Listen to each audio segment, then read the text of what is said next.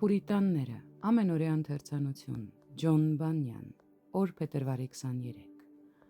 Թող օրհնե մեզ Աստված և նրանից վախենան երկրի ամեն ծայրերը, Սաղմոս 67-րդ գլուխ 7-րդ խոսք։ Այս երկյուղի շնորհից է բխում Աստծո ողորմության հույսը։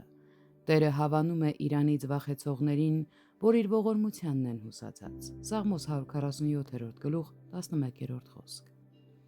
Խոսքի երկրորդ մասը առաջին մասի բացատրությունն է։ Կարծես Սաղմոսերքուն ասում է. նրանք են Տիրոջից երկյուղողները, ովքեր հույս են դնում նրա ողորմության վրա, որովհետև ճշմարիտ երկյուղը ծնվում է Աստծո ողորմության հանդեպ հույսից։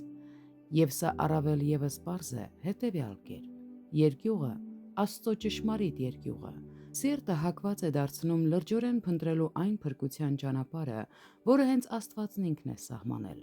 իսկ այն ճանապարհը, որ Աստված կարգել է, որով մեղավորը պիտի ստանա իր հոգու փրկությունը, նրա ողորմությունն է, ինչպես այն ներկայացված է խոսքում։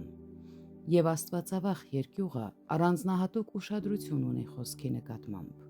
Ուստի մեղավորը ունենալով այս աստվածային երկյուղը, իր հոգին հանձնում է այդ ճանապարհին, ամբողջությամբ ապավինում է նրան և այդպես ազատվում է այն մահից, որի մեջ ուրիշները Աստծո այս երկյուղի պակասի պատճառով կուրորեն ընկնում են։ Աստծո երկյուղի բնույթն է մշտապես մղել հոգուն քննության, թե ինչն է Աստծո կողմից ընդունելի և ինչը ոչ, և ըստ այդմ ընդունել այն կամ խուսափել նրանից։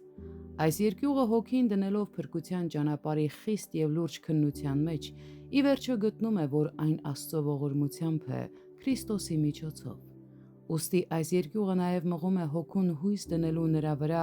հավիտենական կյանքի և երանության համար։